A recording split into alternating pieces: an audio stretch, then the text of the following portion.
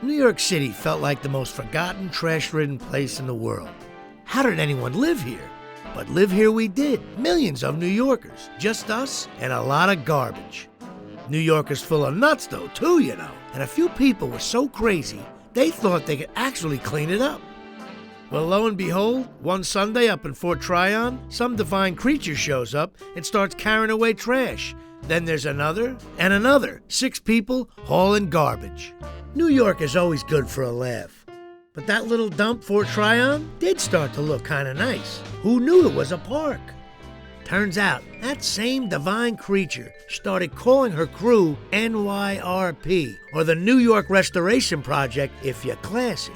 A couple of years later down in Highbridge Park, those same people started digging around. Now they had the Parks Department with them. Still, I was sure they'd give up. Forget about it. They did not give up. I was actually kind of mad. Don't mess with my city.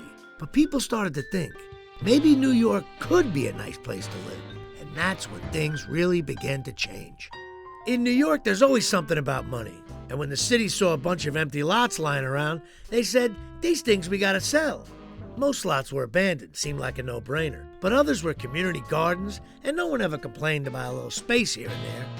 Like always, we assumed the lots would sell and become buildings. But who shows up to fight the sale? NYRP. Now they were fighting City Hall to save 52 plots of land. That's a lot of condos, friends. And they won. Well, they bought the lots from the city, but a win nonetheless. When NYRP saved the lots, they became heroes. And they got us, New Yorkers, to believe we could live in a nicer city. Now they showed up everywhere. It was like tourists in March. They were renovating those lots into gardens. First Maggie's garden. I don't actually know Maggie, but it's a good name. Then another and another, 32 so far. And not just cleaning. They were rebuilding, teaching classes, planting, welcoming people in. Finally, one day in 2007, they teamed up with the New York City Parks Department for the craziest plan of all. In this packed-in city of concrete and asphalt, they planted a tree, a Carolina silverbell. Not bad. And said that in the next decade, they'd plant 1 million more. And they did. And even all that didn't stop them. They kept planting and cleaning and organizing. No matter what the situation, they helped out. A real bunch of menschs. Now here we are, 20 years after that first park cleanup. NYRP's work showed the people are happier, even healthier around green spaces. And yeah, maybe you're lucky enough to live near Central Park or Prospect Park, and it all seems the same to you.